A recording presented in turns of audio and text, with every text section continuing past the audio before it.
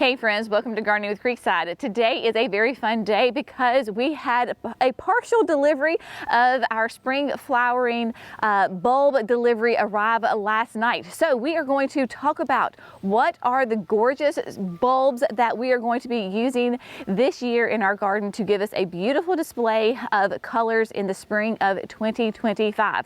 And we're going to go ahead and begin planting some of these sweet things today. So exciting. You know, if you have been following us for any length of time recently, that I've been talking about this order. So it arrived late last night, and this is only half the order. This is 7 crates. We actually have a total of 14 crates. The other 7 are out for delivery tonight. Thank goodness we had some that I can plant today. We are going to be planting the snowflakes today. But what we're going to do before we get those going, I'm going to go ahead and kind of run down through my plan, my bulb order for the spring of 2025. To give you some ideas maybe for your garden. Of course, we get all of our bulbs from Color Blends. They just do a great job. They have extremely high quality, nice size bulbs. Their rate of flowering in the spring is just phenomenal.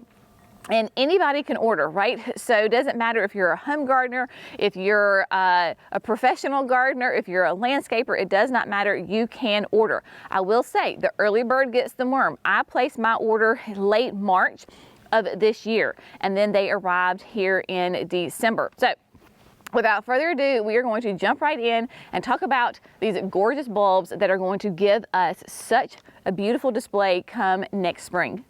All right, we're going to quickly run through the bulbs that I have ordered because there's quite a few of them. So in no particular order, we got some Cobalt C hyacinths.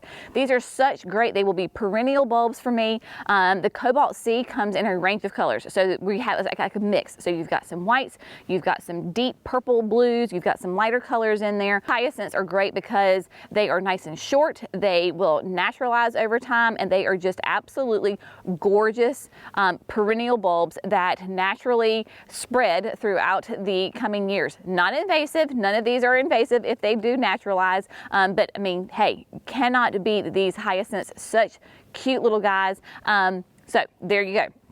What we're going to be planting today are the snowflakes. Snowflakes, again, will be perennials for me. These are going to be nice and big. These get like almost 2 feet tall.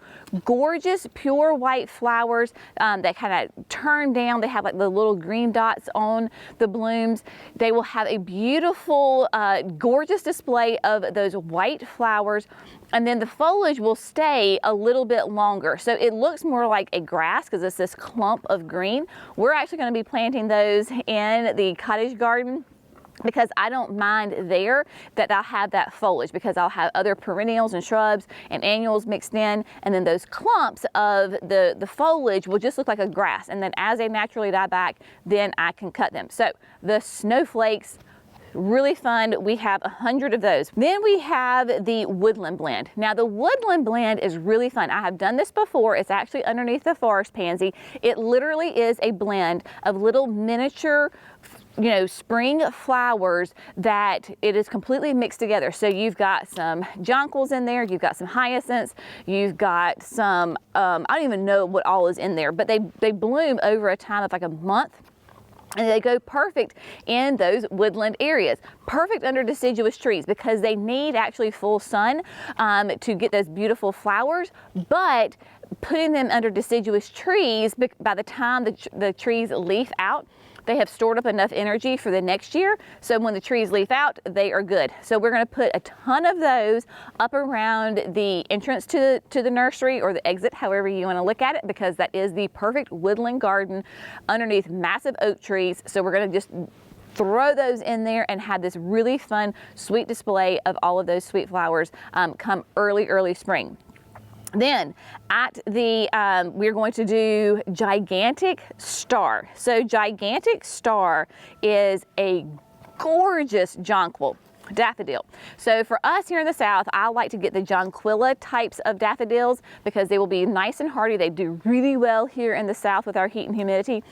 Gigantic Star is gorgeous and it smells divine. I have them in multiple places. The main piece that I have them is in front of the phantom hydrangeas going down the whole line of the cryptomerias. I have some, I believe, in the front yard. I mean, I have them a little bit everywhere. I have them up in the chicken coop. They are everywhere. They are fantastic and they're huge.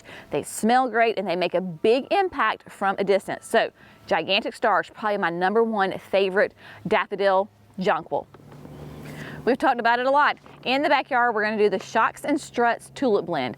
Megan loves pink tulips. She requests pink tulips in the backyard. Mama gives her what she wants. So we have got lots of the Shocks and Struts beautiful pink tulip blend that is going to go all in the back. So it's going to be in the backyard, it's going to be in the raised deck boxes, it's going to be around the patio, you name it. We are going to put lots of Shocks and Struts in the back. We are also going to do in the new garden boxes. So we have the 5 garden boxes that are going to be for cut flowers. That's just what I want to do. At least for this year, we're going to use them for cut flowers. So this spring, I got a whole slew of different tulips and daffodils that we're going to literally take all the bags and we're going to toss them together, mix them up. So I'm going to make my own blend of tulips in there. So we have got Minton, Blue, Amiable, and I'm probably butchering all these names. It is fine. The world will continue to spin if I mispronounce them. Akimbo, Akimbono,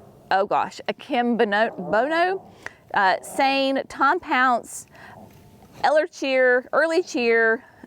These are some great names. Delonson.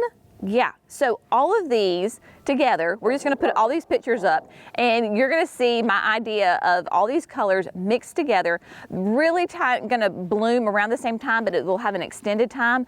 So we will have the early, the mid, and then maybe some later ones. So we'll have a continuous display of those beautiful flowers. I bought them based off of their color, not if I could pronounce them. So there you go. So it's going to be a really fun display in the garden boxes that we can both obviously see and we can use them for cut flowers. Really excited about that.